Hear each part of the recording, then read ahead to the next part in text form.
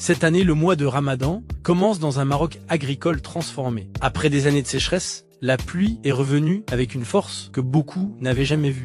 Des barrages remplis, des plaines reverdies, mais aussi des villages inondés, des serres détruites, des agriculteurs qui entament le jeûne en réparant, en comptant leurs pertes. Dans le Rarb, le Loukos, le Nord-Ouest, certains ont tout perdu ou presque. Plus au sud et à l'est, dans l'Oriental ou Beni Mellal Kenifra, les mêmes pluies sont vécues comme une bénédiction. Elles relancent la campagne céréalière, les pâturages, l'espoir d'une bonne récolte 2026. Un seul pays, mais des réalités très différentes. Ce Ramadan arrive aussi avec un début de réponse de l'État. Sur hautes instructions royales, un programme d'environ 3 milliards de dirhams a été lancé pour les sinistrés, aide d'urgence pour les familles, soutien aux agriculteurs, remise en état des routes et des ouvrages hydro-agricoles. Dans plusieurs communes, les premières subventions commencent à tomber. Ce n'est pas la fin des difficultés, mais c'est un souffle au moment où chaque dirham compte pour préparer l'iftar, racheter des semences, nourrir le bétail. Ce que nous vivons est la volonté de Dieu. Mais n'oublions pas que chaque chose a aussi ses causes. Des perturbations puissantes, des sols fragilisés par la sécheresse, des cultures parfois mal adaptées,